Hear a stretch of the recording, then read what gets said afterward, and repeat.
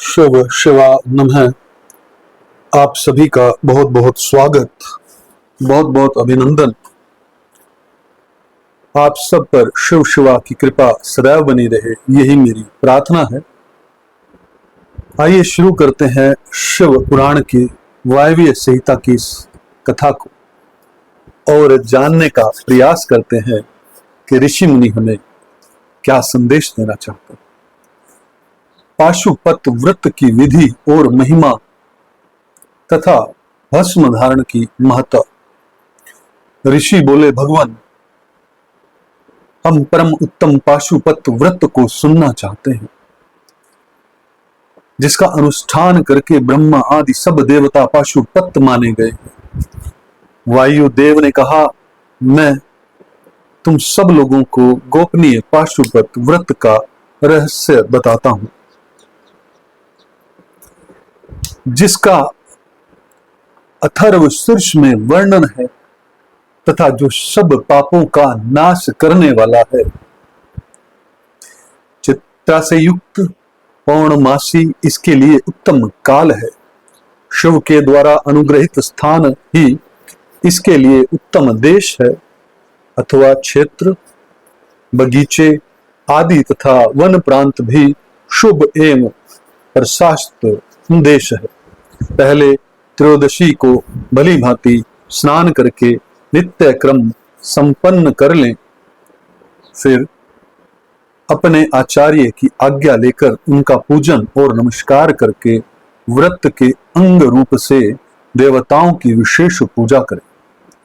उपासक को स्वयं श्वेत वस्त्र, श्वेत यज्ञोपवीत, श्वेत पुण्य और श्वेत चंदन धारण करना चाहिए।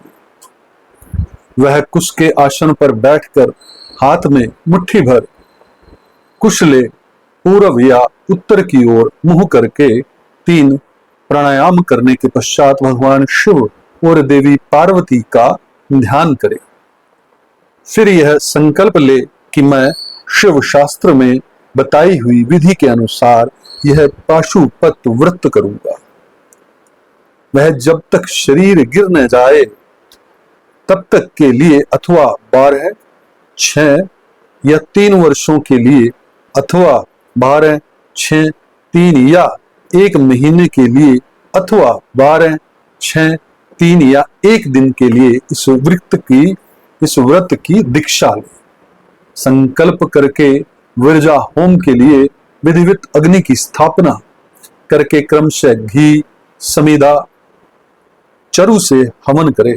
तत्पश्चात तत्वों की शुद्धि के उपदेश से फिर मूल मंत्र द्वारा उन समिधा आदि सामग्रियों की ही आहुतियां दे। उस समय वह बारंबार यह चिंतन करे कि मैं शरीर में ये जो तत्व है सब शुद्ध हो गए हैं।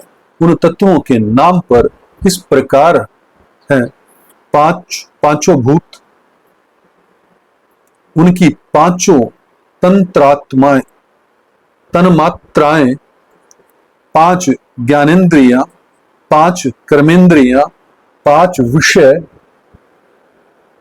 त्वचा आदि 7 धातु, प्राण आदि 5 वायु, मन, बुद्धि, अहंकार, प्रकृति, पुरुष, राग, विद्या, कला, नियति, काल, माया, शुद्ध विद्या, महेश्वर, सदाशिव, शक्ति तत्व और शिव तत्व, ये क्रम से तत्व कहे गए हैं।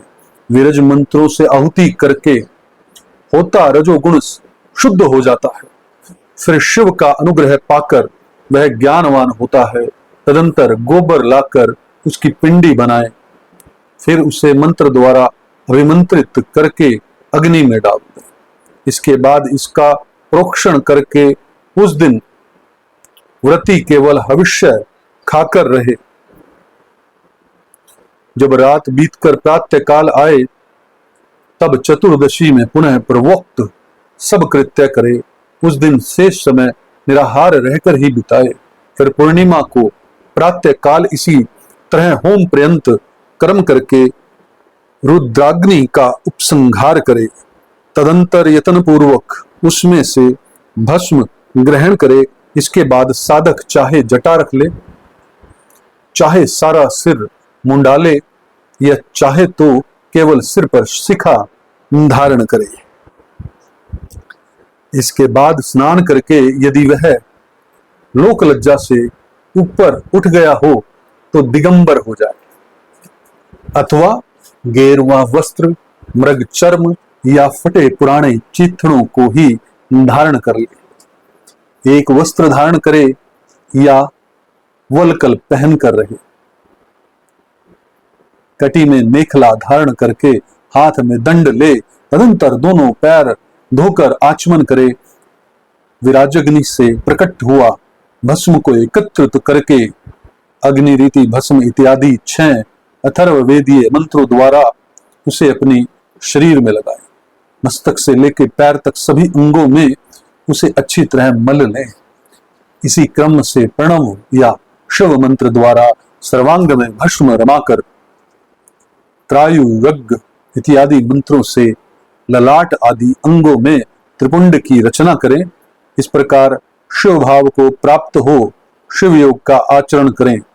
3 संध्याओं के समय ऐसा ही करना चाहिए। यही पाशुपत व्रत है जो भी भोग और मोक्ष देने वाला है।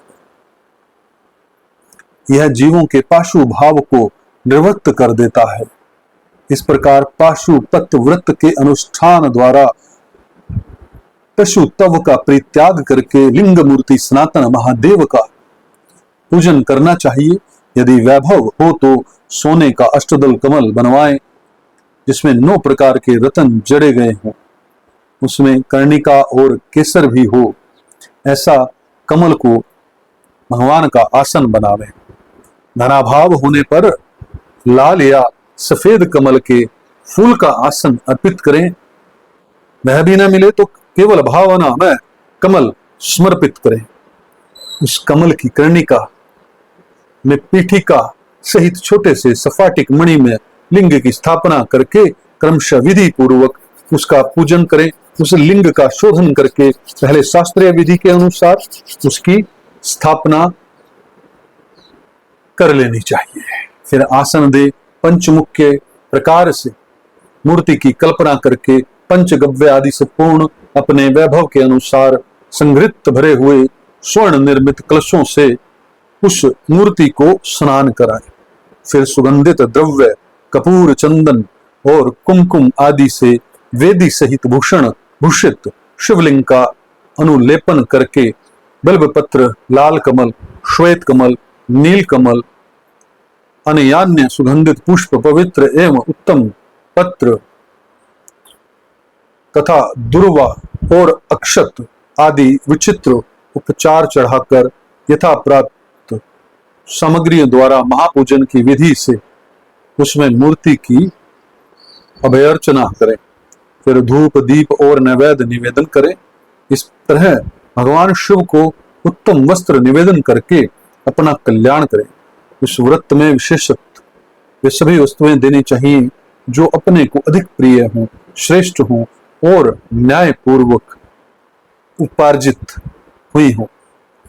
बिल्वपत्र, उत्पल और कमलों की संख्या 1,000 होनी चाहिए।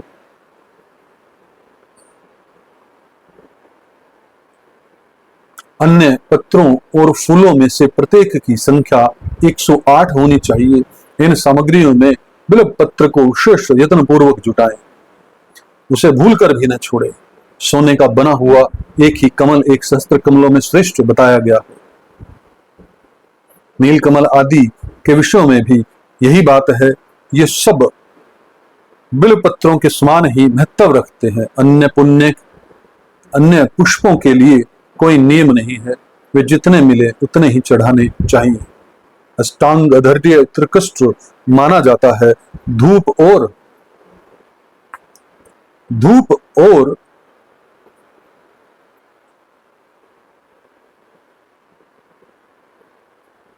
आलेप चंदन के विषय में विशेष बात यह है कि वामदेव नामक मुख में चंदन, तत्पुरुष नामक मुख में हरिताल और ईशान नामक मुख में भस्म लगाना चाहिए। कोई भस्म की जगह आलेपन का विधान करते हैं। दूसरे प्रकार के धूप का विधान होने से कुछ लोग प्रसिद्ध धूप का निषेध करते हैं। अघोर नामक मुख के लिए श्वेत अगुरु का धूप देना चाहिए। तत्पुरुष नामक मुख के लिए कृष्ण अगुरु के धूप का विधान है। वामदेव के लिए गूगल, सदोजात मुख के लिए सुगंधिक और ईशान के लिए भी उस शरीर आदि धूप को विशेष रूप से देना चाहिए। शर्करा, मधु, कपूर, कपिला, गाय का घी, चंदन का चूरा तथा अगुरु नामक काष्ठ आदि का चूर्ण, इन सब को मिलाकर जो धूप तैयार किया जाता है उसे सब के लिए सामान्य रूप से उपयोग के योग्य बताया गया है। कपूर की बत्ती और घी के दीपक जलाकर दीपमाला देनी चाहिए। तत्पश्चात प्रत्येक मुख के लिए पृथक पृथक अधर्य और आचमन दोनों ही विधान है। प्रथम आवरण में गणेश और कार्तिकेय की पूजा करनी चाहिए। उनके साथ ही ब्रह्मा अंगों की भी पूजा आवश्यक है। प्रथमा वर्ण की पूजा हो जाने पर द्वितीय वर्ण में चक्रवर्ती योगेश्वरों का पूजन करना चाहिए। तृतीय वर्ण में भव आदि अष्टमूर्तियों का पूजन का विधान है। वहीं महादेव आदि एकादश मूर्तियों का भी पूजन आवश्यक है। चौथे आवरण में सभी गणेश्वर पूजनीय। पंचमा वर्ण में कमल के ब्रह्मा भाग में क्रमशः 10 दिक्पालों, उनके अस्त्रों तथा अनुचरों की क्रमशः पूजा करनी चाहिए। वहीं ब्रह्मा के मानस पुत्रों की, समस्त ज्योतिर्गणों की, सब देवी देवताओं की, सभी आकाशचारियों की, पाताल वासियों की, अखिल मुनीश्वरों की, योगियों की, सब यज्ञों की, द्वादश सूर्यों की, मातृकाओं की, गणों सहित क्षेत्रपालों की और इस समस्त चराचर जगत की पूजा करनी चाहिए। इन सबको शंकर जी की विभूति मानकर शिव की प्रसन्नता के लिए ही इनका पूजन करना उचित है। इस प्रकार आवरण पूजा के पश्चात परमेश्वर शिव का पूजन करके उन्हें भक्ति पूर्वक धृत और विघ्न सहित मनोहर हविष्य निवेदन करना चाहिए। मुख शुद्धि के लिए आवश्यक उपकरणों सहित तांबूल देकर नाना प्रकार के फूलों से उन्हें इष्ट देव का श्रृंगार करें, आरती उतारें। तत्पश्चात पूजा का शेष कृत्य पूर्ण करें। प्याला तथा उपकारक सामग्री सहित शव्य समर्पित करें। सैया पर चंद्रमा के समान चमकीला हार दें। राजोचित मनोहर वस्तुएं सब प्रकार से संचित करके दें। स्वयं पूजन करें, दूसरों से भी कराएं तथा प्रत्येक पूजन में आहुति दें। इसके बाद स्तुति, प्रार्थना और जप करके पंचाक्षरी विद्या को जपें। परिक्रमा और प्रणाम करके अपने आप को समर्पित करें। तदंतर इष्ट देव के सामने ही गुरु और ब्राह्मण की पूजा करें। इसके बाद अधर्य और 8 फूल देकर पूजित लिंग या मूर्ति से देवता का विसर्जन करें। फिर अग्निदेव का भी विसर्जन करके पूजा समाप्त करें। मनुष्यों को चाहिए कि प्रतिदिन इसकी इसी प्रकार पूर्वोक्त रूप से सेवा करें। पूजन के अंत में स्वर्ण में कमल तथा अन्य सब उपकरणों सहित उस शिवलिंग को गुरु के हाथ में दे दें अथवा शिवालय में स्थापित कर दें।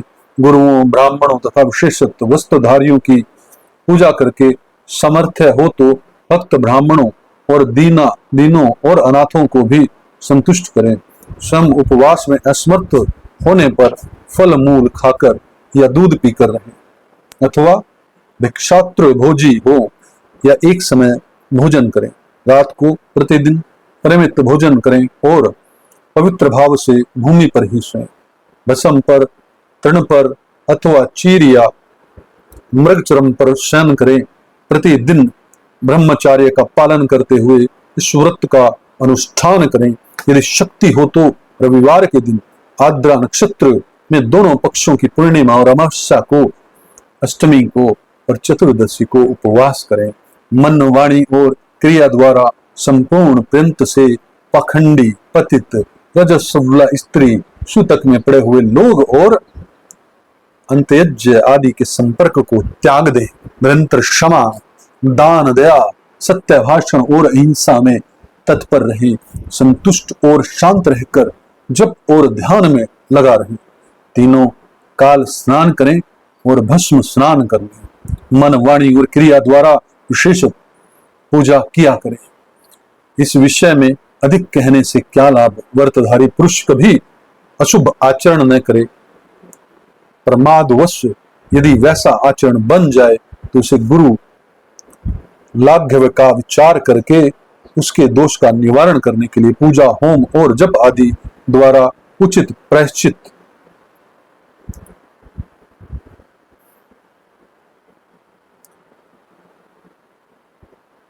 करें।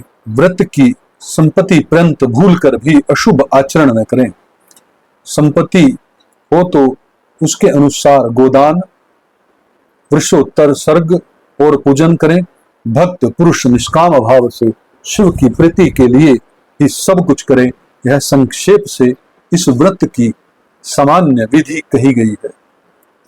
अब शास्त्र के अनुसार प्रत्येक मास में जो विशेष कृत्य है उसे बताता हूं। वैशाख मास में हीरे के बने हुए शिवलिंग का पूजन करना चाहिए। ज्येष्ठा मास मरकत मणि में शिवलिंग की पूजा उचित है। आषाढ़ मास में मोती के बने हुए शिवलिंग को पूजनीय समझे। श्रावण मास में नीलम का बना हुआ शिवलिंग पूजने योग्य है। भाद्र मास में पूजन के लिए अगरागमणि में शिवलिंग को उत्तम माना गया है। अश्विनी मास में गोमेद मणि के बने हुए लिंग के उत्तम समझे। कार्तिक मास में मूंगे और मार्ग शीर्ष मास में वैधुर्य मणि के बने हुए लिंग का पूजन का विधान है। पौष मास में पुष्पराग पुखराज मणि के तथा माघ मास में सूर्यकांत मणि के लिंग का पूजन करना चाहिए। फाल्गुन मास में चंद्रकांत मणि के और चैत्र में सूर्यकांत मणि के बने हुए लिंग के पूजन की विधि है। अथवा रत्नों के न मिलने पर सभी मासों में स्वर्ण में लिंग का ही पूजन करें। स्वर्ण के अभाव में चांदी, तांबे, पत्थर, मिट्टी, लाह या और किसी वस्तु का जो सुलभ हो लिंग बना लेना चाहिए। अथवा अपनी रुचि के अनुसार सर्व गंधमय लिंग का निर्माण करें। व्रत की संपत्ति के समय नित्य कर्म पूर्ण करने के पूर्वक विशेष पूजा और हवन करने के पश्चात आचार्य का तथा विशिष्ट व्रती ब्राह्मण का पूजन करें। फिर आचार्य की आज्ञा लें। पूर्व या उत्तर की ओर मुंह करके कुशा आसन पर बैठें। हाथ में कुश लें। प्रणाम करके सांब सदा शिव का ध्यान करते हुए यथाशक्ति मूल मंत्र का जप करें। फिर पूर्वोक्त आज्ञा ले हाथ जोड़ नमस्कार करके भगवान अब मैं आपकी आज्ञा से इस व्रत का उत्सर्ग करता हूं ऐसा कह शिवलिंग के मूल भाग में उत्तर दिशा की ओर कुशों का त्याग करें। तदंतर दंड, चीर, जटा और मेखला को भी त्याग दें। इसके बाद फिर विधि पूर्वक आचमन करके पंचाक्षर मंत्र का जप करें। जो अत्यंतिक दीक्षा ग्रहण करके अपने शरीर का अंत होने तक शांत भाव से इस व्रत का अनुष्ठान करता है वह नैष्ठिक व्रती कहा गया है। उसे सब आश्रमों से ऊपर उठा हुआ महापाशुपत जानना चाहिए। वही तपस्वी पुरुषों में श्रेष्ठ है और वही महान व्रतधारी है जो 12 दिनों तक प्रतिदिन विधि पूर्वक इस व्रत का अनुष्ठान करता है। वह भी नैष्ठिक के ही तुल्य है क्योंकि उसने त्रिव्र व्रत का आश्रय लिया है। जो अपने शरीर में घी लगाकर व्रत के सभी नियमों के पालन में तत्पर हो 2-3 दिन या 1 दिन भी इस व्रत का अनुष्ठान करता है वह भी कोई नैष्ठिक ही है। जो निष्काम होकर अपना परम कर्तव्य मानकर अपने आप को शिव के चरणों में समर्पित करके इस उत्तम व्रत का सदा अनुष्ठान करता है उसके समान कहीं कोई नहीं है। विद्वान ब्राह्मण भस्म लगाकर महापातक जनित अत्यंत दारुण पापों से भी तत्काल छूट जाता है, इसमें संशय नहीं है। रुद्राग्नि का जो सबसे उत्तम वीर्य बल है वही भस्म कहा गया है। अतः जो सभी क्षणों में भस्म लगाए रहता है वह वीर्यवान माना जाता है। भस्म में निष्ठा रखने वाले पुरुष के सारे दोष उस भस्माग्नि के संयोग से दग्ध होकर नष्ट हो जाते हैं। जिसका शरीर भस्म स्नान में विशुद्ध है वह भस्मानिष्ट कहा गया है। इसके सारे अंगों में भस्म लगा हुआ है जो भस्म से प्रकाशमान है। जिसने भस्म में त्रिपुंड लगा रखा है और जो भस्म से स्नान करता है वह भस्मनिष्ठ माना जाता है। भूत प्रेत पिशाच और अत्यंत दुस्सह रोग भी भस्मनिष्ठ के निकट से दूर भागते हैं, इसमें संशय नहीं है। वह शरीर को भासित करता है, इसके लिए भासित कहा गया है। और पापों का भक्षण करने के कारण उसका नाम भस्म है। भूति ऐश्वर्य कारक होने से उसे भूति और विभूति भी कहते हैं। विभूति रक्षा करने वाली है, अतः उसका नाम रक्षा भी है। भस्म के महात्म्य को लेकर यहां और क्या कहा जाए। भस्म से स्नान करने वाला व्रती पुरुष साक्षात महादेव महेश्वर देव कहा गया है। यह परमेश्वर रुद्राग्नि संबंधी भस्म शिव भक्तों के लिए बड़ा भारी अस्त्र है, क्योंकि उसे श्रौम्य मुनि के बड़े भाई उपमन्यु के तप में आई हुई आपत्तियों का निवारण किया था। इसलिए सर्वथा प्रतन्न करके पाशुपत व्रत का अनुष्ठान करने के पश्चात हवन संबंधी भस्म का धन के समान संग्रह करके सदा भस्म स्नान में तत्पर रहना चाहिए। हे शिव शिवा भक्तों, यह कथा यही समाप्त होती है। इसे निरंतर बार बार सुनना। बड़े बड़े आश्चर्यजनक बड़े बड़े घोर सीक्रेट्स जो है वो ओपन किए गए हैं इस कथा में ऋषियों के द्वारा। धन्यवाद है उन ऋषियों का, धन्यवाद है शिव शिवा का, धन्यवाद है आप सबका। ओम तत्सत, ओम तत्सत, ओम तत्सत।